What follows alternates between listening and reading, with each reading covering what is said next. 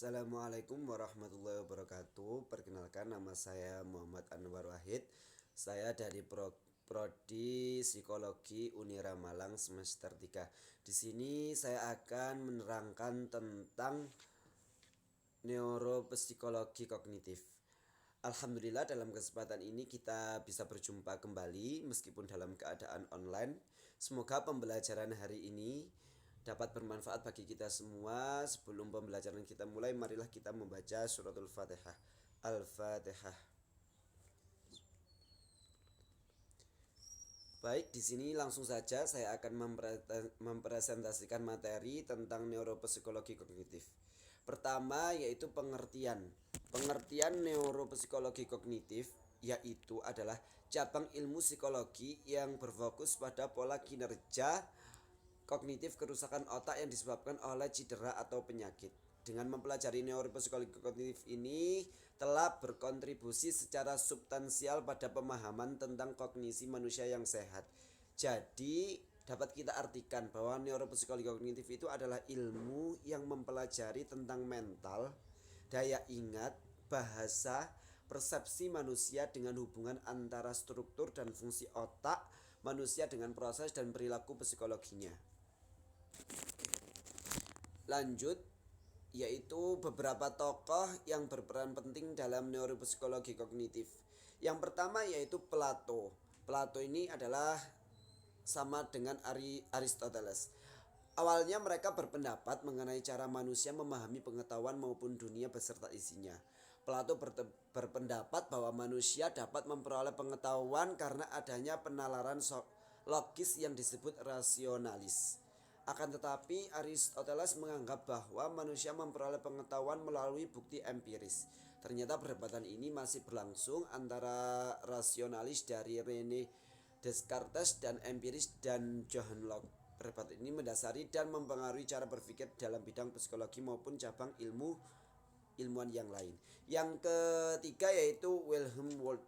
Beliau merupakan ahli psikologi asal Jerman dan dari sanalah ia mendapatkan bagaimana cara mempelajari pengalaman hidup melalui pendekatan introspeksi diri. Wundt lebih berfokus pada proses berpikir, namun dalam fungsional ini menambahkan bahwa penting bagi manusia untuk mengetahui mengapa dan kenapa mereka melakukan suatu tindakan. Yang terakhir, yang keempat yaitu Edward Thorndike, yaitu memunculkan aliran asosiasi yang menggunakan stimulus dan diikuti aliran behaviorisme, yaitu stimulus ditambah dengan respon atau dengan cara belajar. Kemudian lanjut yaitu contoh yang pernah terjadi, yaitu pada tahun 1960-an sebagian besar penelitian memori berpikir bahwa penyimpanan informasi dalam memori jangka panjang tergantung pada pemrosesan dalam memori jangka pendek. Namun Sells dan Warrington pada tahun 1997 melaporkan kasus seorang pria yang telah mengalami kerusakan otak. Memori jangka pendeknya sangat terganggu, akan tetapi ingatan jangka panjangnya masih utuh. Jadi Colin berpikir bahwa kerusakan neuropsikologi kognitif ini bukan tentang otak, akan tetapi tentang model pemrosesan informasi kognisinya. Oke, dilanjutkan yaitu ada beberapa asumsi neuropsikologi kognitif.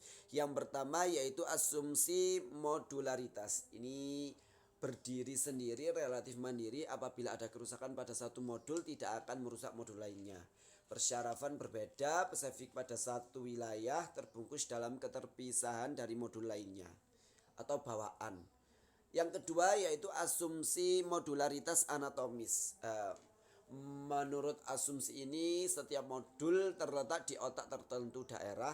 Asumsi ini sangat penting karena dengan adanya asumsi ini dapat memajukan kita mempelajari otak pasien. Kerusakan terbatas pada satu modul. Yang ketiga yaitu asumsi universalitas. Adanya asumsi bahwa tidak ada perbedaan dalam melakukan proses kognitif atau sebelum terjadi kerusakan otak. Kemudian yaitu asumsi subjektivitas, yaitu gagasan yang mengatakan bahwa apabila ada kerusakan di dalam otak dapat menyebabkan penghapusan pada modul-modul. Yang kelima yaitu asumsi transparansi. Menurut asumsi ini yaitu kinerja pasien yang rusak otaknya mencerminkan pengoperasian teori. Dirancang untuk menjelaskan kinerja individu yang sehat dikurangi dampak dari lesi mereka. Jadi dari kelima asumsi tersebut memandang bahwa fungsi yang normal dan lemah akan menunjukkan modul mana yang rusak. Diasumsikan adanya masalah pada fungsi modul memori jangka pendek. Dan dari kelima asumsi di atas ada asumsi yang paling utama yaitu asumsi modularitas, yang mana sistem kognitifnya terdiri dari modul atau prosesor yang mana beroperasi cukup independen atau berpisah. Dilanjutkan yaitu ini tadi asumsi utamanya. Dilanjutkan dengan gangguan-gangguan yang terjadi pada neuropsikologi kognitif, yaitu yang pertama yaitu gangguan bahasa, yang mana gangguan bahasa ini ada gangguan bahasa lisan, sindrom bahasa lisan, kelemahan dalam membaca dan menulis. Yang kedua yaitu kelemahan atensional, maksudnya kelemahan atensional ini adalah keterlepasan, hanya bisa melihat satu titik saja, pandangan buta, kerusakan pada korteks oksipitalis primer, namun masih bisa membedakan stimulus. Kemudian yang ketiga yaitu gangguan pada neuropsikologis memori seperti amnesia. Di sini ada beberapa macam amnesia, yaitu amnesia retrograd, amnesia anterograd, amnesia pasca trauma, dan amnesia menyeluruh sementara. Jadi kesimpulan dari materi neuropsikologi yang dapat kita simpulkan yaitu menjelaskan tentang hubungan mental sama otak manusia, yang mana terdapat beberapa asumsi dan gangguan yang terjadi dari proses kognisinya. Baik, terima kasih. Mungkin cukup itu materi yang bisa saya sampaikan.